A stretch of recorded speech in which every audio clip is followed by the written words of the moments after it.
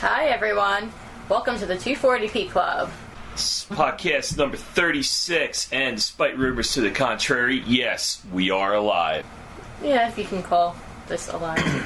No, we're all alive. I haven't killed him yet. No, she's sharpening her axe though. I am. Yeah, right before we turned on the microphone, she was just sharpening her axe using the grindstone out back. Yeah, it was pretty cool. Yeah. We have a stacked show for you tonight. We have a lot to talk about because it has actually been a while since we've been behind the microphone, as per usual. It's been quite some time now. It has been. Our last big event was the beginning of this month. We did Mega Man for Mega PAWS. Me and Ray teamed up for the animals. And, Mega Man for Mega PAWS went pretty well. We raised a good amount of money for the Philadelphia Animal Welfare Society. Managed to raise quite a bit for the animals. It all goes to the Philadelphia Animal Welfare Society, where it will be used to feed some of these animals and, of course, get them adopted. Yeah, they're really cute, so I think they would be a good addition to anyone's house. Absolutely. So if you do live in the Philadelphia area, we do recommend going to PAWS. And remember, adopt, don't shop. So who won the Mega Man race? I wound up winning the race. However, I think the answer you're looking for is the animals. Yeah, so I guess the correct answer would be that the animals won. Exactly. The animals won. We wound up raking in some donations. No dispersed donations. Mega Man 5, Mega Man 6, I wound up beating with the Mega Buster alone. Although 6 I did cheat a bit because there's this one enemy in Dr. X's castle. It's called Power Piston. That is nigh unhittable unless you use the Tomahawk weapon. So I did cheat. I used the Tomahawk weapon in that section of the game, but I did wind up beating everything else with strictly the Mega Buster. So that was an accomplishment. I've never done that before, actually. Like, usually for something like that, people would practice, off camera, try to get their timing down, try to get everything down, but I did it just spur of the moment, just to try to drive in some donations. So, and then Ray joined me too. Actually, Ray wound up beating 5 with nothing but the Mega Buster, doing an awesome job of it. Good job, guys. Yeah, Absolutely. So yeah, Mega Man for Mega PAWS is complete. We will be doing that again next year. Hopefully this time I will join you. I hope you do. That was a surprise. I had the posters printed up and everything. Yeah, unfortunately I got called into work at the last minute, and could not get off of work. Yeah, that sucked, but Yeah. At least you're there in spirit. Yeah, I was watching and Yeah, in the pet store, you wound up taking care of a few pets and watching us take care of a few pets. Yeah, and the customers were watching what I was doing, and they went back home and watched, Awesome. Yeah, so it's a domino effect there. Yeah. Alright, we can't really have a podcast on gaming without talking about something horrible that happened in gaming last week. Apparently there was a Madden tournament in Jacksonville, Madden football, and one of the competitors wound up coming into the gaming cafe where it was taking place with a gun, opened fire, and I'm not sure what the fatality count was, but 3. I think there's himself. 3, but he killed himself too, but there's been plenty more wounded. This guy's came in all guns blazing because he lost the Madden game. I believe he was, if I remember the story, they said he was the reigning champion of the event from last year. And I guess he just couldn't handle the loss. Like, if you think about it, though, it's like you want to just say, this guy's an asshole, this guy is, horrible for doing what he did. But you also have to look at it in the bigger picture. Okay, yeah, he's horrible for what he's done. But he also didn't have any support, anyone to help him through his loss, which could only frustrated him even more. Being alone is... Yeah, it's there's something I've noticed about the gaming community that it's widespread. Mental health is actually a serious thing in the gaming culture, especially the retro gaming culture. A lot of people use games to escape from real-life problems. A lot of people supplement their real-life problems with gaming and just amplifies it. So, you have some people that turn to, drugs and alcohol. You have some people that turn to other, dangerous addictions. You have a few people that turn to some non-dangerous but unhealthy addictions, gaming addiction we're going to cover eventually. So, that's one of the things people turn to. However, when some people that are addicts at video gaming, they strive to be the best. And then once they get beaten, it brings them back, to, I guess, to reality, to like some of their problems in the real world. You know, like basically not handling loss very well, not coping very well with defeats, not being able to rebound from hardship. It's, you know what, we could spend an hour talking about this. What happened was a tragedy. I have no sympathy for anyone that takes things that far where they're just going to come in with a gun after losing. Exactly. It's disgusting. Yeah, I'm glad the son of a bitch is dead, and I don't really care who I offend with that statement, but, you know, I would have rather him, like, tortured himself first before shooting himself and, you know, taking the coward's way out, but we'll leave that for another time. The real tragedy is the people killed. Some of them were supporting families with the winnings they were getting from these tournaments. That's the real tragedy. 2 lives are cut short from something incredibly stupid. It's a symptom of there's a very toxic culture in gaming. You know, anyone that has played some online gaming knows that sometime during the course of a epic gaming session, you know, whatever game you play, like, you know, if you play online, at one point you've probably been bested by someone, and the person was not that humble about it either. You know, like, you know, as soon as they beat you, you got like a string of shit talk and, you know, basically all this stuff to make you feel worthless. Luckily for me, I've turned off messages on my PlayStation, that I can only receive messages from my friends or people that I know. Yeah. On there, because I'm just not having it. Yeah. Basically, it's a symptom of like a toxic gaming culture. Basically, a symptom of a toxic internet culture, really. Gaming is just one part of it. People lose, people don't take it well. You get the actual physical threats of violence. We've talked about swatting, which happens. I've had someone send me hate mail through when I used to play Mortal Kombat 9 on the PlayStation 3. And the person would say to me, "Oh, I'm going to come over to your house and beat the crap out of you personally." I'm like, please do. Like, I mean, you have to think of it this way also. It's like, I find hate mail to be amusing, but then it can also get to the point where it's like, these people are serious, and it's scary. Well, here's one for you. How would you handle, I don't know, let's just say you're like a 10-year-old. You see, you know, let's be realistic. 10-year-olds aren't naive anymore. You see this shit on TV. So, you know, it's not going to be, it's just about the kids. But, you know, a 10-year-old gets some hate mail. It doesn't affect him, really. And then, eventually, he starts to get so much hate mail, you know, from playing, you know, from losing, from winning, you know, threats that maybe one day it's going to catch him on a bad day. And he winds up, or she winds up doing something tragic. Like, you know, going into a gaming tournament and shooting people. That's scary. Gaming is not supposed to be this way. It's supposed to be fun. And if you play Call of Duty, you know, you have weapons. You know, you're shooting people for fun in the game. It's a way to release some stress. You know, like that's what, you know. I argued this point about music. I used to be a music critic. Like, I used to like a metal website, etc., etc.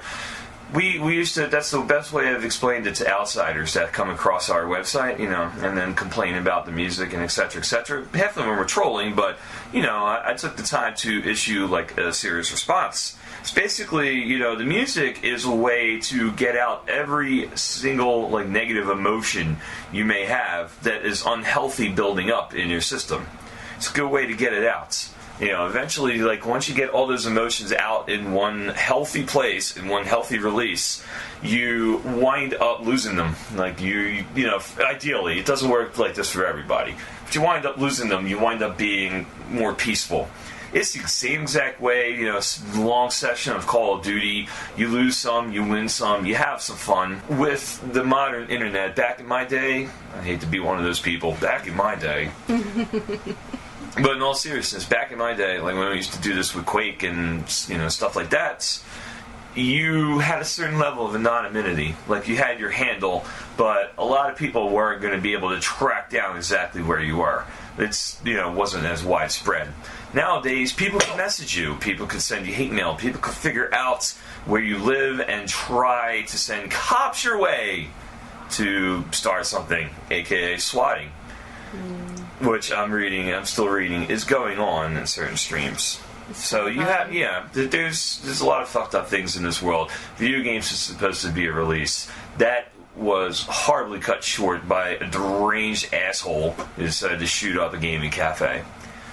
Not to mention, there are mass shootings all the time at various places, and it's, we could talk, it says needs to stop, this doesn't happen, you could talk about gun control, blah, blah, blah, you could talk about mental health. In reality, you need a strong mental health guidance system, and some of these people need that support system, like you said.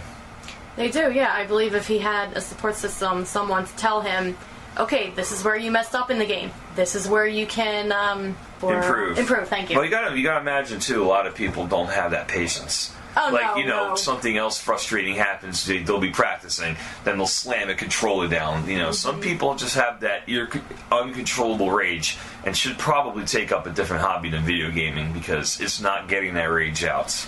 I'm just really happy when I go to local tournaments for like Tekken, Street Fighter, whatever the hot fighting game is of the month, that we don't see things like this. Yeah. Everyone's very tight knit. We all know each other. Yeah, we'll talk shit, but it's all friendly. Like, we'll all go out and we'll go to the taco truck down the street. We'll grab a beer and move on about our day. But yeah, we could cover this till we're blue in the face. It's not going to change anything.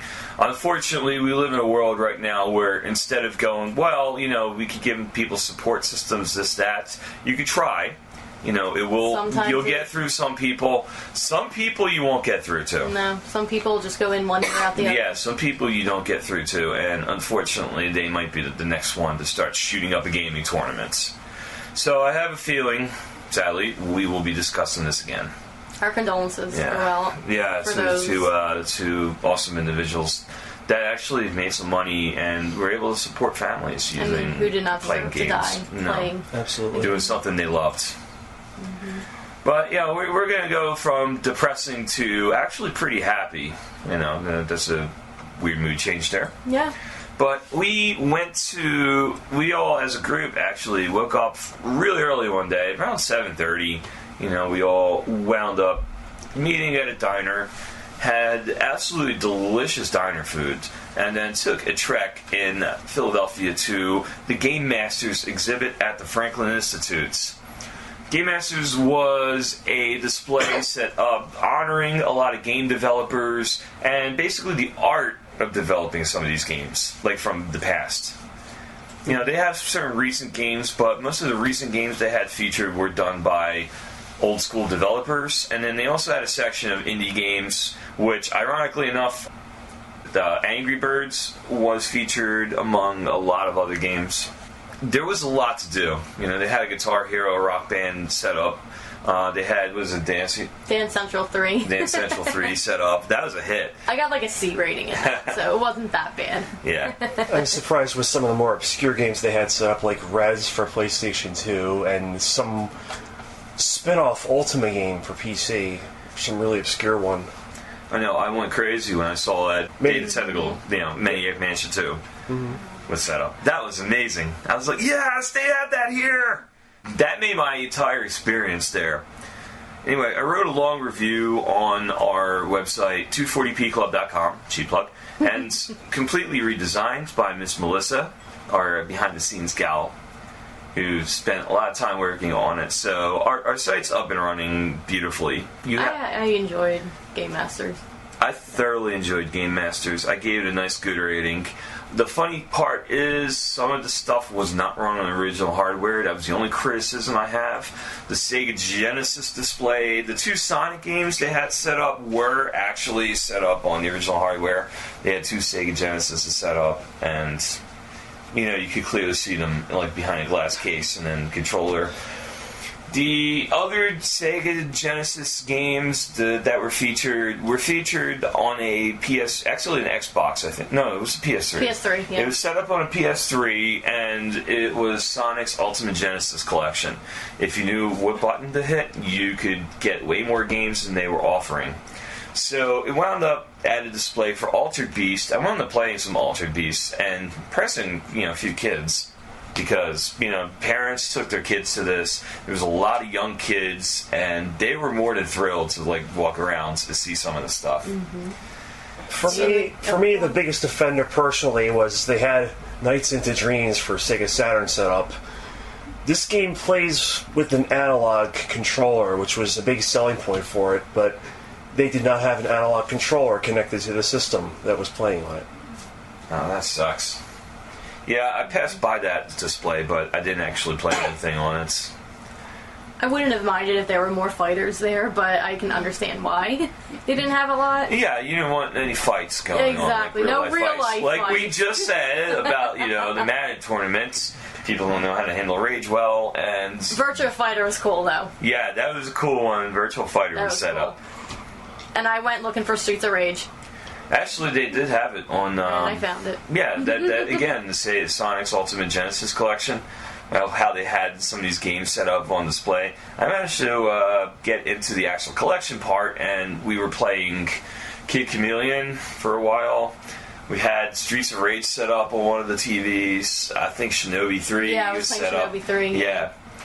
It was really neat. And also, then you go to the one computer room, and there was running on hardware. It was awesome. It wasn't like original hardware again. I'm pretty sure it was DOS-box, but I wasn't checking. Maniac Mansion 2, Day of the Tentacle. Right next to Monkey Island 2. Some of the best point-and-click titles on PC ever released. These games were hilarious, and I will be writing reviews eventually, or maybe even stream some on Twitch. But yeah, that was the selling point to that Game Masters exhibit. It was definitely really cool. If it ever comes into your city, we definitely recommend. Oh yeah, if anything going. similar to that comes into your city, absolutely. Going from old games to new games, and a retro gaming podcast, we're covering new games. There was a wonderful video released the other day of a preview of Streets of Rage 4. Yay! Yay. I'm so excited. I was in school when I heard about it. I was in a really quiet hallway, and I'm like, let me just relax here before class. Let me scroll down Facebook. And all of a sudden, I see my friend post Streets of Rage 4. I'm like, what is this? So I clicked on the video, and it was legit as anything. And I was screaming in the hallway, yes, yay! And all these people just started running up to me. They're like, what's going on? Are you okay? I'm like, of course I'm okay. Streets of Rage 4 just got announced. It's nothing that none of you know anything about, so don't worry. It's a Turn retro yourself gaming. around and leave. It's a retro gaming thing. Yeah, it's just a retro gaming Yeah. thing. And you know how much we love Streets of Rage here. Oh yeah, man. We played through 1 and 2 on our birthday stream. Yeah, that was nice. That was a blast. Mm-hmm. Speaking of remasters, Spyro the Dragon is getting remastered. The PS1 classics are being remastered in HD and actually delayed a bit. The company gave the best excuse ever. They wanted to make it bug-free and perfect, so instead of releasing a crappy game, they decided to pull the plug on it temporarily and push it back. Kudos to them, the game designers, for trying to get Spyro right and doing it justice. I have never played a Spyro game myself, but I have been seeing a lot of, criticism on Twitter about the redesigns of some of the characters, especially this one female kangaroo. You know what? Streets of Rage 4 was getting the same thing. People wanted a 16-bit style game. They have a brand new art direction. However, the gameplay looks like a beat 'em up. It doesn't look like, they turned it into 3D Wonderland. It looks like a 2.5D retro style game for fans. Cute. I think right now my biggest worry about Streets of Rage 4 is not having the original composer, which, it would be absolutely asinine if they didn't. He is aware of it, Yuko-san. He is absolutely aware of Streets of Rage 4 happening. He posted on his Twitter that he can't speak any more of it. So. Okay, well, we're hoping he gets involved somehow. Absolutely. But yeah, Spyro, just like Ray said, this is the same thing. People are criticizing the art direction. However, these games are 15 years old at this point. It's if you have the mod capabilities to make them look beautiful, why not? Mm-hmm. Definitely, like we said, kudos for them for not putting out a game filled of bugs. If anyone remembers, I'm going out of the 16-bit realm right now.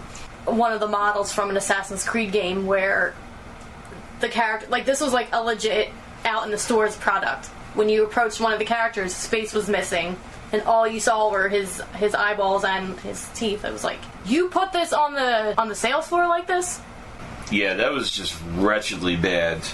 But fortunately, we're going to go from something wretchedly bad to wretchedly good while we change topics here. Sega Genesis. Anyone remembers Sega Genesis? Everyone in this room does. You know why? Because we're retro gamers. Yeah, exactly. Sega Genesis was one of my favorite systems of all time. On August 14th, 1989, the Sega Genesis was released in North America, otherwise known as the Mega Drive elsewhere.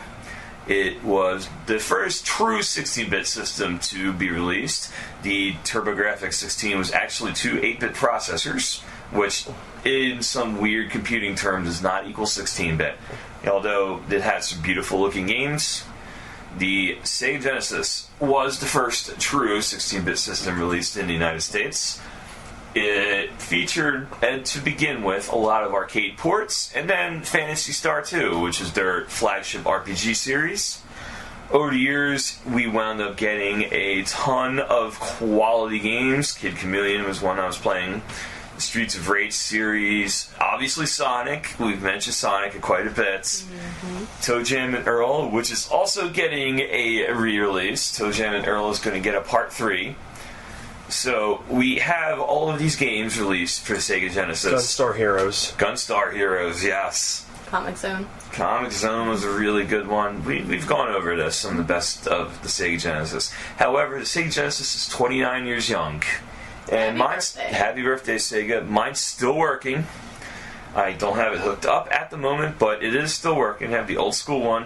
It works beautifully. The controllers, I have the 6-button controllers. They work beautifully on the system.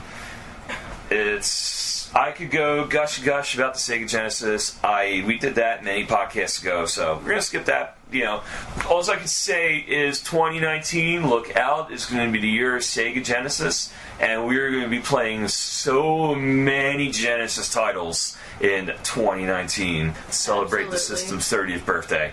Ooh. Absolutely, we can't wait. Yes. Happy birthday! Happy birthday! You look real damn good for 29. Mm-hmm. From Sega Genesis to Sega Genesis ROMs. Of course, we're talking about hot button topic, emulation. Now, we have written our thoughts down at the 240pclub.com website in a nice long blog about this topic. However, it's permeating in the news. We felt it's worth bringing it up on our podcast, so we're going to talk about what happened to Love ROMs over the weekend. Nintendo of America hit this website with a massive lawsuit. I don't have the exact money amount, but I believe it was something huge, something nobody that's running a website like this would be able to pay. It's basically they charge them for every instance of copyright infringement on their website. Now, multiply that by how many Nintendo, Super Nintendo, Game Boy, Game Boy Advance, and DS titles there were on that website, and you're talking in the millions. So basically, Nintendo is going after emulation sites, and this has a domino effect, actually, because popular emulation site EMU Paradise shut its doors down. It's still up on the internet, you can still access it, however, you can no longer download ROMs from this website. Now, just to clarify, emulation is completely legal. Emulators are completely legal. You can download a Sega Genesis emulator and be perfectly within the law. You could actually download a homebrew game. If someone's giving away a homebrew game for free that would run on the emulator, you could absolutely download that just as long as you have the permissions. Now, where this gets into a gray area is a lot of ROMs these days are backups of games that are no longer supported by any sort of company.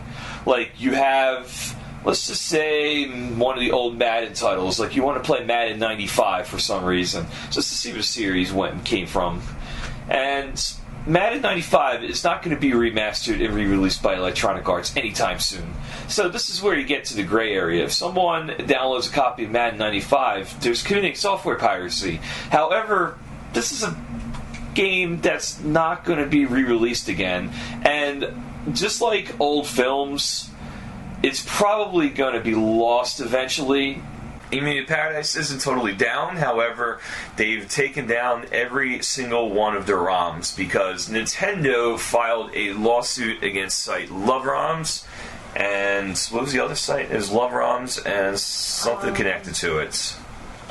I can't remember off the top of my head. Nintendo only went after LoveROMs and their associated websites. Basically, they were streaming games, not streaming, online. You could play some of these games in your browser. This kind of thing seems to happen every couple of years, mostly centered around a major release of some sort. In this case, with the Nintendo being involved, I would think it would have to be because of the launch of their online service for Switch, which is going to have a lot of classic NES, Super NES titles available for, play for free as long as you're subscribed to the service, plus, online features for some of these titles. I completely get that, especially with the release of the SNES Classic and the NES Classics. You have all these games now you can legally purchase, and they run on something really close to the original hardware, only they've been upscaled to HD.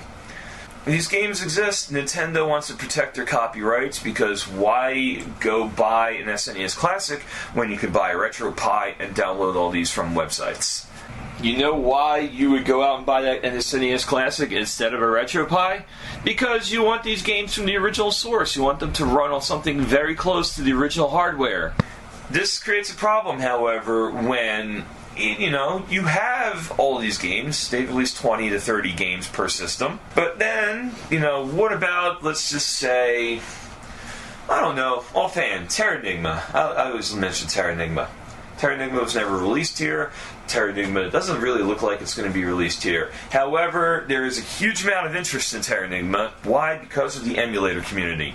So people in North America were finally able to play it without importing a Australian version, Super Nintendo with a power converter, and then you had, the import software, and you had, I think, in an upscaler because PAL TV looks a lot different than NTSC in North America.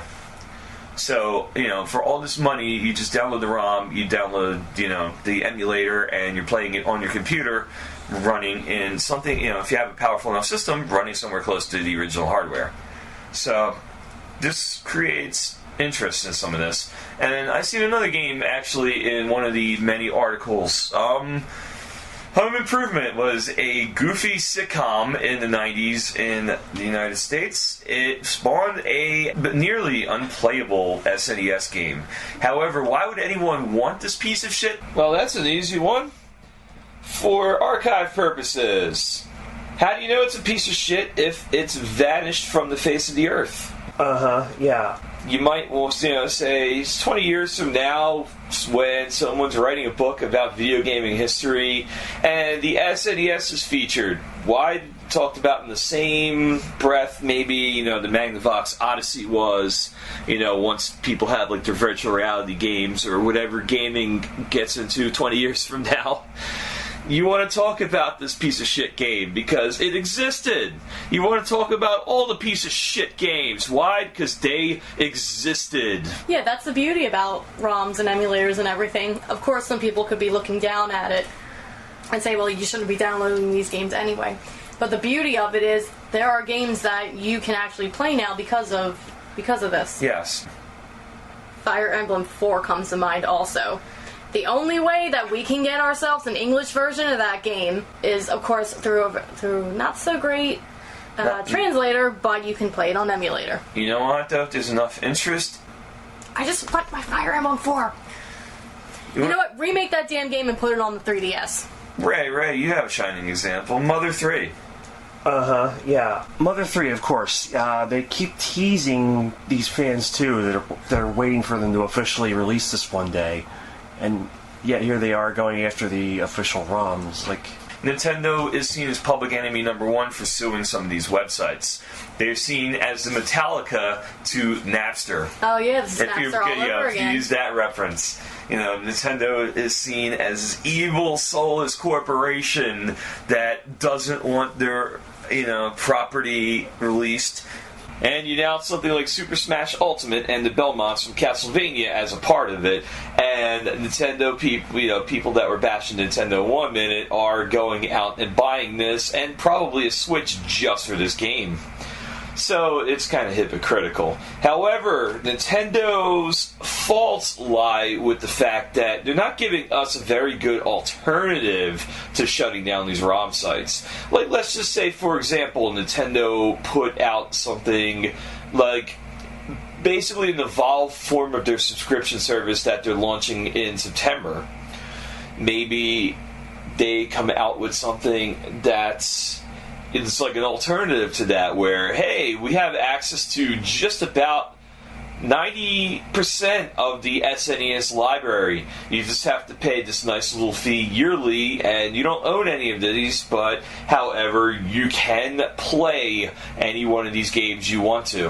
Of course, Nintendo has certain intellectual property that they have no interest in releasing in the United States, but fans are more than interested in experiencing some of these. Like, for example, that BS Zelda game, the satellite, the BS satellite in Japan, that was released here via fans actually translating it and adapting it into ROM formats. So you get to play a lost Zelda title. Nintendo had zero plans to ever release this legally, and still doesn't.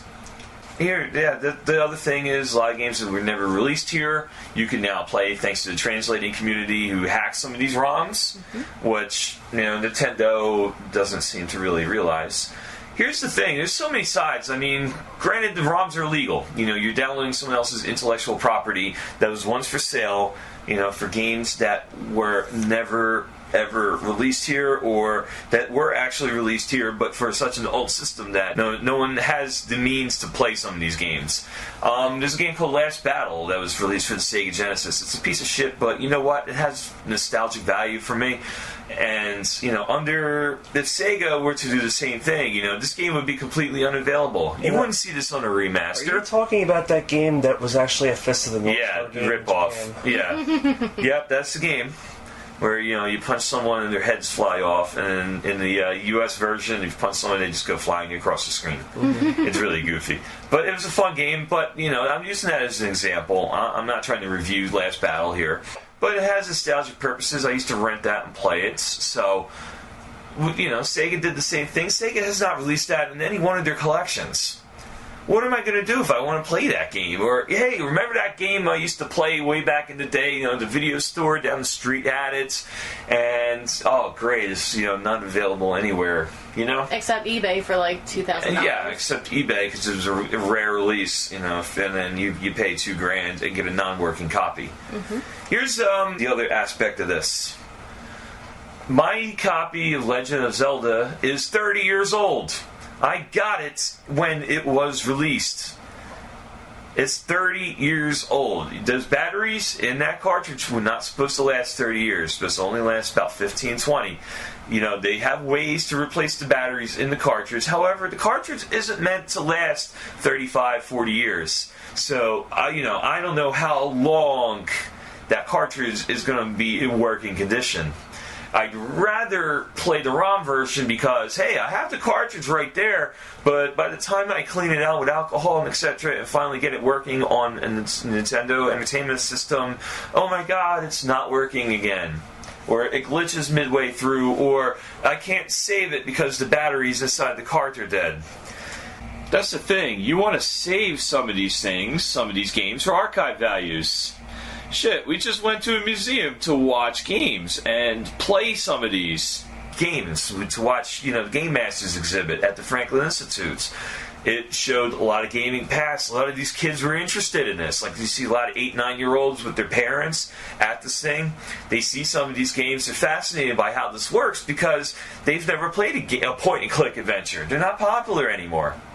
However, it's still part of gaming history. Someone somewhere has the source code, but what system, is it going to be released for? And also games, some game designers could see this and think it's not going to make money. It's true, a lot of these games are not making money. You're not going to re-release these obscure titles for the NES and or the PC, etc., and expect to make any sort of money on them. So, of course, you boot up DOSBox and get an emulator, and bam, you're experiencing gaming history for either you or the next generation. Same thing with NES ROMs, same thing with Genesis ROMs, etc., etc. Yeah, there's a lot of games I could even think of that came out back in the day that probably wouldn't be so much of a hit now. Like who would buy Aerobiz now? Yeah, we were playing Aerobiz Supersonic on Twitch the other day. No one will buy that game. You know why? Because it's a very primitive sim. Very primitive. You know what, though? It was fun. We had a lot of fun playing that game. It was fun back in the day. I still play it. Yeah, whatever. But that's a game you want for archive purposes. E.T. for the Ataris, infamous. However, it wasn't the worst game ever. We've established that back on our very first podcast years ago. It's who's going to buy Barbie Supermodel? Yeah, Barbie Supermodel. But these games need to be preserved. And with Nintendo going after ROM sites, it's fine and dandy, but they don't offer an alternative. And it's like, why are they going after ROMs that, let's just say the copyright expired? This game's 25 years. They probably renewed the copyright for some of these games, but, well, I know I want to boot up my PC eventually and play Warcraft 2. You know what? That was great because Blizzard decided to re-release it. So that game is saved for prosperity. Well, let's just say I want to play Warcraft 1. Blizzard never re-released that. You have to literally find that on DOSBox to play it. It's very primitive. It might play really weird, especially if you've played many, many rounds of StarCraft 2. This game is going to seem like a piece of shit. You know what, though? It's gaming history. It was the very first Warcraft title. It established some of the Warcraft canon. It needs to be preserved. It's like some of these games, they need to be preserved. That's why I'm so passionate about emulators, and why I think most of the community, even if they swear by the original hardware, are fazed by the fact that these companies are taking down emulators but not offering a single legal alternative. And it's just a lot easier to as we are avid Twitch players here, it's just easier to stream these games also through emulators, through ROMs, because then we would need all the wiring, we would need to hook up. Exactly. Unfortunately, we can't afford the wiring. Our very first few streams were actually on the original hardware. I think the Zelda one was not. I think we did it. We wound up finally just using a ROM for that because the Nintendo wasn't working. But Mega Man 2, Mega Man 3, I think those were by the way, you can find them on YouTube if you want to go way back and check out our past. But these games were on the original hardware. It felt great playing the original hardware. I prefer the original hardware because I've purchased these games legally. Of course. It's just, it's so much easier to set up streaming through an emulator. And here's the thing. Here's the other point I want to bring up. Now, let me ask you, Ray. Theoretically, Nintendo Switch service does a fantastic job. This is theoretical. I'm not saying they're going to. I'm not saying it's going to be shitty either. Switch does a fantastic job. They decide they're going to charge, say, $70 a year, $69.95 a year. But for that cost, you get access to just about the entire NES and SNES libraries. Those games wouldn't be your intellectual property. Those games wouldn't be downloaded onto your Switch. Those games would be available strictly online.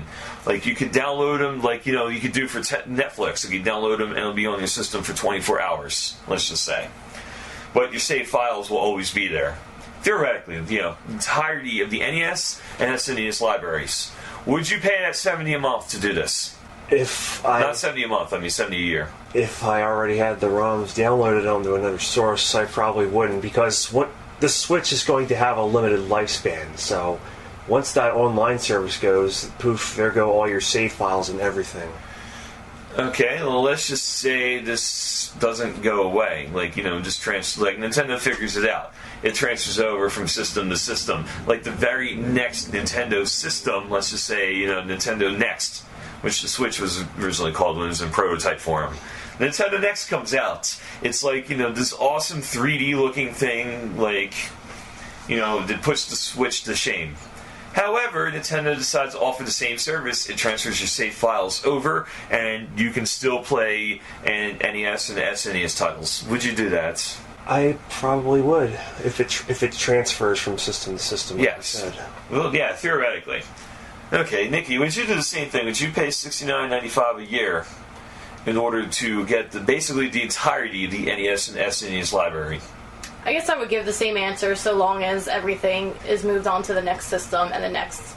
Basically, we're looking at like a Spotify kind of. Yes.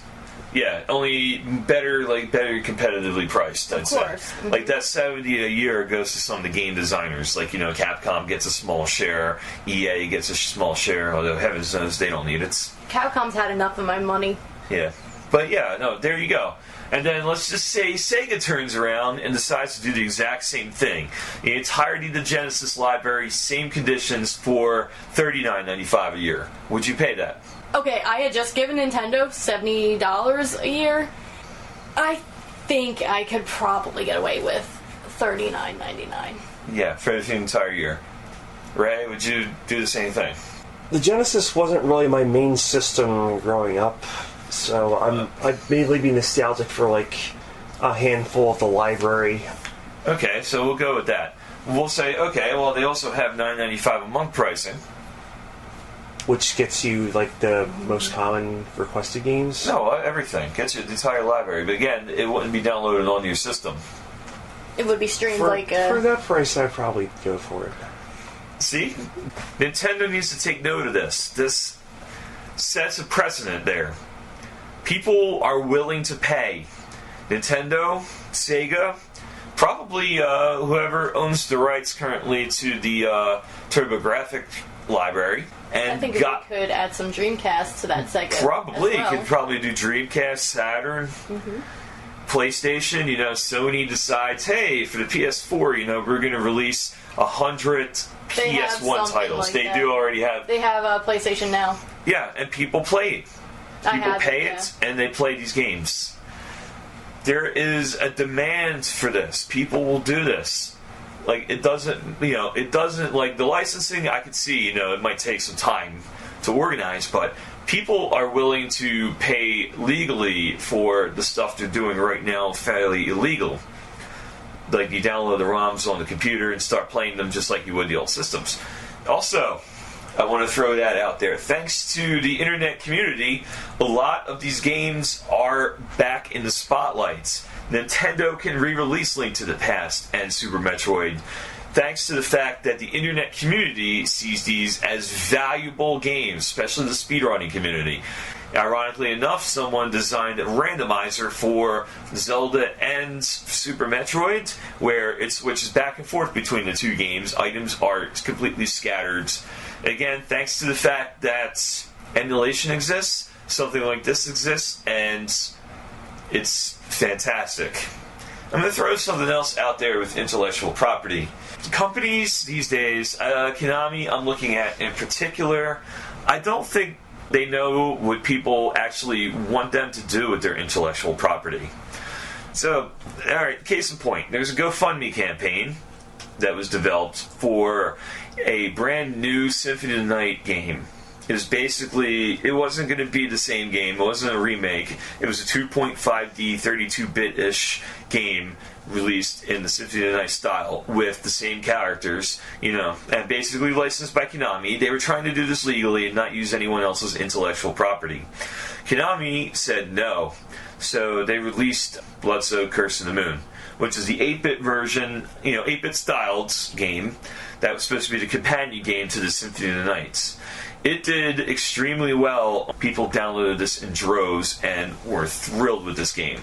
It was perfect. It was the best Castlevania game never released. So henceforth, they're going forward with the project, including some original, like the Symphony of the Night developer, and they're just changing the intellectual properties. So there are definitely interest in a lot of these games that a lot of these companies don't see. They don't see their intellectual property making money. However, it will make money.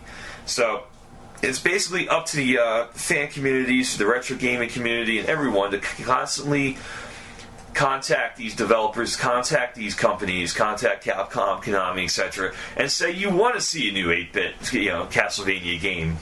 It worked with Metroid. Nintendo, shut down a completely fan-made game, a remake of Metroid 2. So eventually, that actually spurred Nintendo into making a new game. Henceforth, that's why you have to constantly stay on top of your, I think if we yell enough at Capcom, they'll start re-releasing some of their more obscure games and stop giving Chun-Li so many damn costumes. Hey, people keep buying them. Exactly. Again, capitalism. I mean, look, honestly, I like Chun-Li. You can put her in whatever damn costume you want her to be in, except that Red Bull costume. Don't ever let me see you put her in another Red Bull costume ever again. But this is all beyond the point. Yeah, let's go back to emulators. Let's just wrap it up. Back to emulators. Yeah, I'm going to wrap it up real quick with emulators. Emulators are good. The ROM files are good. I mean, granted, they are illegal and it's someone else's intellectual property. However, the internet is doing such a fine job of keeping these games around for archive's sake, for anyone to, experience gaming history. So I give them an immense amount of credit. However, Nintendo, while definitely not the villain, they are misguided in their attempts to shut down some of these sites, and instead they should look into, hey, instead of releasing the Nintendo Switch subscription service with like 8 games you can play here and there, why not just release half the library, the whole library, stuff like some of the more obscure titles, just stuff you can't normally get your hands on. Definitely, I think that would be helpful. And like we said, it also gains interest in games that people would try to speedrun some of these games again. That too, and then also like games of certain series that just never came over to the country. Yes. Fire Emblem 4. Fire Emblem 4. I want my Fire Emblem 4. Anyway, yeah, that's enough talking about emulators. The other thing we did have to cover tonight, one thing you'll be noticing in the next few podcasts, we'll be doing some minor improvements here and there. We're not going to change the podcast. We're still us. It's still us three for now, and eventually Floon whenever he decides to join us and stops posting random bullshit in the chat room. We will be eventually improving the quality of the podcast, adding some aesthetics, basically making it prettier, if that makes sense. We hope. Yeah, we hope. You mean it's not pretty with me involved? I think you'd turn a blind man this time. Yes! Medusa! So yeah, we're doing some various things to the podcast. We're improving certain functions. We're eventually going to have better recording equipment, better quality podcasts. I mean, not to say our podcasts are shit. Our podcasts are awesome. It's just, the recording quality is going to be a little better. Some of our equipment's going to be better. And we will be branching out and expanding into a bunch more topics in the retro gaming community. The very next podcast actually we're doing is going to be a sequel to the 8-bit sounds. The one we did, we were talking about various 8-bit musics, Nintendo, and we covered a little bit of the Sega Master System, but we are going headfirst into the 16-bit realm, our next podcast, for our best 16-bit soundtracks. Now, to be fair, we are splitting this into Sega and Super Nintendo and other systems. Why? Because it would not be fair to have a Super Nintendo top 10, with Sega having quote-unquote an inferior sound chip, even though what they did with the Sega sound chip was a thing of legends. Mm-hmm. So we will Especially with certain games. Absolutely, yeah. So we'll be covering that our next podcast. Also, we've talked 2 years about the medical podcast. We're going to dive into that eventually. I'm thinking that's going to be more like a 3-parter. So please stay tuned for that. That's going to take a lot of work. That's going to be a little bit ways down the line, though. So don't look for it in the next 2 or 3 podcasts. It'll be a little while. We definitely want to bring you all the best research that we can find about it. Absolutely. It's going to be the best, most current research, contacting people, interviews, etc. Mm-hmm. Basically, every facet of the what gaming does to a body, it's going to positive and negative. Mm-hmm. So anyway, from all of us at the 240p Club, I'm Untitled Joe. I'm Nikki. Au revoir. And I'm Ray. I've been quiet again today. That's okay. Anyway, we will see you next podcast. Thanks for listening to us today. If you want more information on the 240p Club, you want to go to our website, 240pclub.com. Also, we have facebook.com/240p Club, and we're also on twitch.tv under 240p Club.